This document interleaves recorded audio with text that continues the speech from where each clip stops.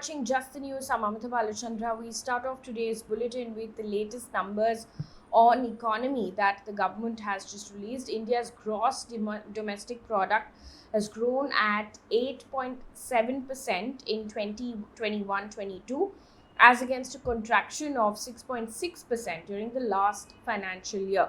Now, the country registered a GDP of 4.1% in the January-March quarter, a four-quarter low, down from 5.4% growth seen in October-December quarter and 2.5% growth in the corresponding period a year ago. Now, even the March quarter growth of 4.1% is much lesser than RBI's projection for the period, which was estimated to be at 6.1%. In fact, in October, the Reserve Bank of India predicted that the Indian economy would grow by 9.5% in 21-22. However, in January, the International Monetary Fund slashed its growth forecast for India in 21-22 to 9% from the earlier estimate of 9.5%. Moving on from the story now, Punjabi singer Sidhu Moose Wala was cremated at his ancestral village in Punjab's Mansar district today, 2 days after he was shot dead on Sunday. Now, thousands of people attended his funeral. According to a report by the Indian Express, the autopsy report claims that 24 bullets had hit him. Now, people have been shouting slogans against the AAP government in Punjab and have demanded death sentence for his killers as well. Punjab Chief Minister Bhagwant Mann has ordered an inquiry led by a High Court judge into this killing amid massive outrage. Now, in the meantime, Lawrence Bishnoi, who is lodged in Tihar jail, has claimed that he was being falsely implicated for the singer's murder. He has now moved the Delhi High Court, seeking security arrangements if the Punjab police were to take him into custody. Now, he also informed the court that he fears that the police may kill him in a fake encounter.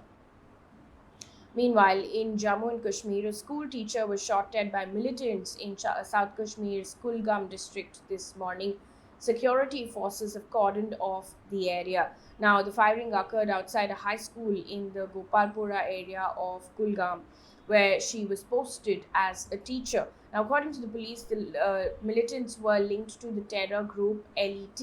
Now, the shooting took place less than a week after television actor Amreen Bhatt was shot dead and her 10-year-old nephew received bullet injuries after militants fired at them. This is the seventh targeted killing in Kashmir this month.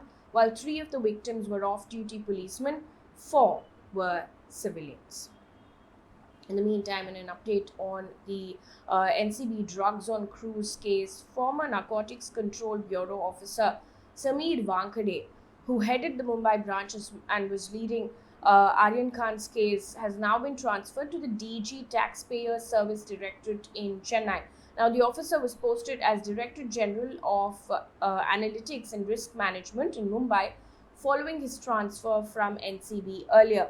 Now, this comes after the Union Ministry of Home Affairs has asked the government to initiate a probe against Wankhede for the shoddy investigation in this case. Earlier, Aryan Khan, along with 5 others, were given a clean sheet in this case. Also in the news, the Delhi High Court on Monday observed that the February 2020 speech made by Umar Khalid at Amravati may be in bad taste, and this is what the court observed, and I quote, but does not make it a terrorist act, end quote. Now, the bench further said that the speech was offensive and distasteful and may tantamount to defamation, but it will not tantamount to a terrorist activity.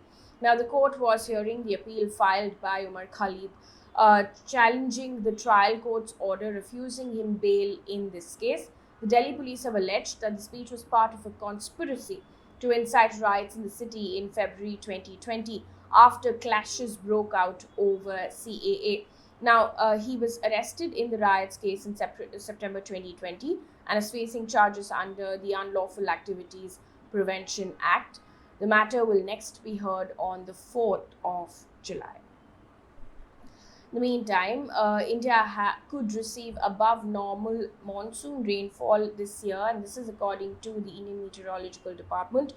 Mrutyunjay Mahapatra, who is the Director General of Indian Meteorological Department, has said at a press conference today that the country is likely to see rainfall at 103% of a long period average this season. Now, the long period average is the average rainfall received by the country during the southwest monsoon from June to September between 1971 and 2020. The average is pegged at 87 centimeters.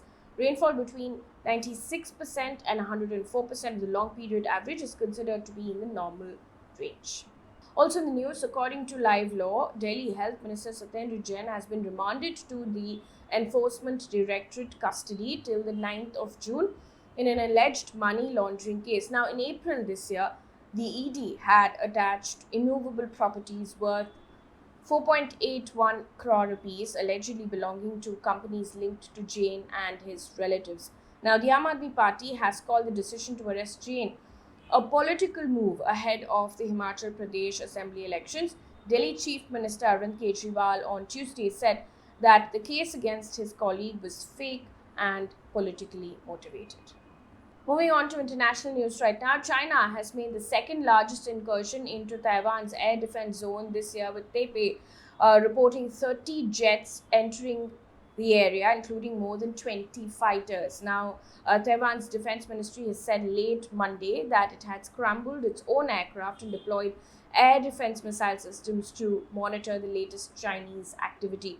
Now, it comes days after US President Joe Biden warned China against invading Taiwan, and on the same day as a US official visited the island to discuss security with leaders. In the meantime, on Monday, the Canadian government introduced a new law that, if passed, would implement a national freeze on buying, importing, transferring, and selling handguns. Now, this is the latest in a series of steps taken by Prime Minister Justin Trudeau to restrict the sale of firearms, since 22 people were killed in Nova Scotia province in 2020 after a gunman went on a shooting spree. Now, after the attack, the government had banned 1,500 types of military-grade and assault-style firearms. This also incidentally comes after the Texas shooting incident that took place in the United States.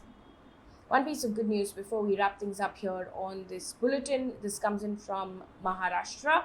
A shopkeeper's son from Maharashtra's Latur, Rameshwar Sudhakar, has cleared the UPSC exam. Now, he secured 202nd rank in the exams, wherein the results was announced on Monday.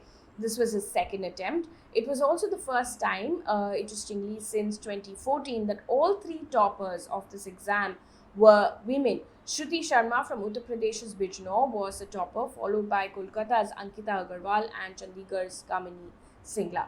That brings us to the end of this bulletin. Thank you so much for watching.